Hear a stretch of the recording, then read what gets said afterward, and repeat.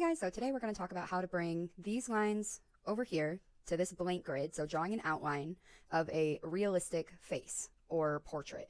And for most of my students, this can be pretty nerve-wracking at first, a little stressful even.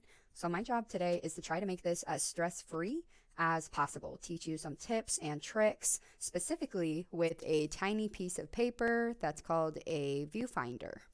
So many of my students become stressed when it comes to drawing a portrait or a realistic photo onto another blank grid because they've never tried and it is more complicated than something they've tried to draw before. And so we are going to take this grid just like we would take any other really stressful project, whether that's an essay or a presentation. We are going to take it one step or one slide, one tiny portion at a time. And that's what this tool is for. A viewfinder forces us to take a big project like this in tiny little squares. So it gets you to focus on one square at a time, which is really great for big, complicated pictures. To make a viewfinder, first, you're going to need a normal piece of paper or cardstock, depending how long you want your viewfinder to last. For me, since I'm only going to be working on this outline for 5 to 10 minutes during this video, I am going to use normal paper. But like you guys who are going to be doing this for about a week or beyond, you may want to use cardstock. So for cardstock or normal printer paper, you will not need this huge big piece of paper. You're only going to need about a little bit off the corner here. And so outlining that really quick, I would say about that much at most. And it does not have to be a perfect square. And so knowing that I'm going to cut this out, I'm going to bring this over to my grid, and I can see the squares lightly under here. So as carefully as possible and near the middle of my bigger square, I'm going to trace one of the 1/2-inch squares of my grid below. Excellent. As nicely as possible. So I may want to go over that 1 or 2 times. All right. From there, I'm going to cut both of these out. So I'm going to cut out my big square. And then I'm going to cut out my little square from the middle here. And so I'm going to go in with one cut, just like that, and then follow that around to each edge. One cut at a time, rotating it ever so slightly. Okay. From there, if you do need this to last all week long, I would suggest grabbing 2 pieces of tape, not very big pieces, about that big, and then just along this crack here that leads towards the edge of your paper, 1 piece of tape on the front side and 1 piece of tape on the back side. Now, since this tape is dark blue and that dark blue can be a little distracting for this video, I am going to be using my viewfinder here that's all white all around. However, in my classroom, I know I have white masking tape, so this will not be as distracting as it is in real life. All right, so we have our viewfinder, or our square that helps us focus on one piece at a time. There we are.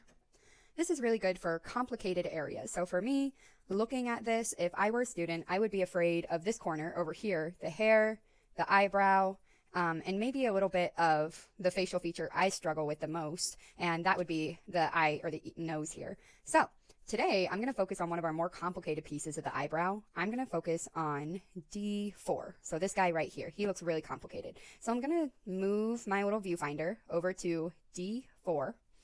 Excellent. And I'm going to let one hand rest there as I draw him over here with my other hand. So, D4. Suddenly, instead of being part of this huge, scary eyebrow and this huge, scary drawing, suddenly it becomes a goofy glob of shapes. And when I'm really scared of a drawing, sometimes I like to lie to myself about what I'm drawing. For example, I see a silly duck head here and a nice little river, maybe. And so if I'm really scared of what I'm drawing, it's too realistic, it's too complicated, I take it one square at a time and lie to myself and tell myself funny little things that I see in my drawing. All right. So first comes this, and I'm going to call this shape the duck. I'm going to draw the duck right here. Okay. Doo-doo-doo.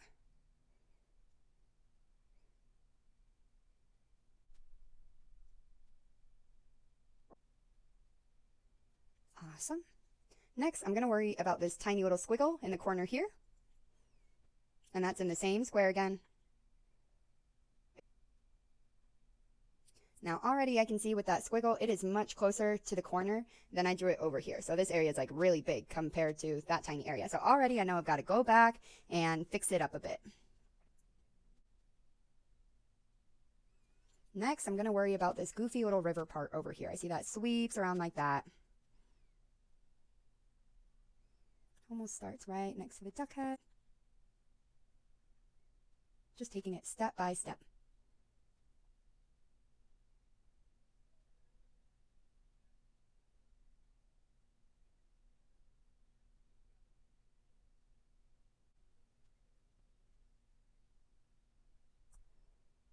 And then from there, tiny little thing right around there. There we go. So I'm going to look once, look twice. And then when I'm confident, when I say, you know what, I really think I've got it. I think I can see the duck. I can see all the little shapes that I created, my organic blobular shapes. I'm going to take the viewfinder away. And now what was a very complicated, hard to see, hard to decipher square is so much easier when I'm just looking at it one-on-one. So, and erasing these little arrows so they don't distract me. From here, let's say I'm still scared and I still need that viewfinder. At that point, we're just going to move it to something that connects. So you can move up to the sides or down. And so from there, you can just move it to the side. There we are. And begin drawing again.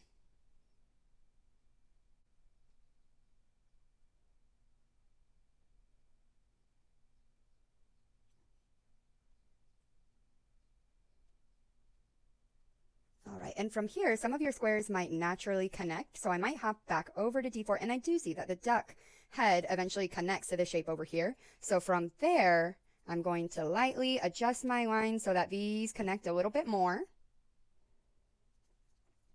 And then erase the lines that were there previously. And now we have two, which were very complicated squares, ready to go between C4 and D4. Now, if the space is really simple, let's say, for example, we're looking at E7 here, just this little guy, and you're saying, Ms. Williams, do I have to use a viewfinder if it's a simple square like that? No, absolutely not. You get to decide when you want to use the viewfinder or not.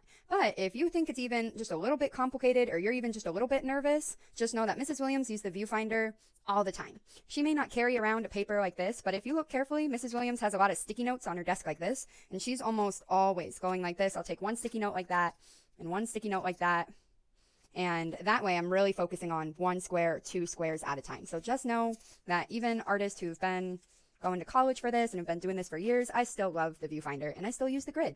All right, guys, I hope this helps out a little bit. I know you can do this. Good luck.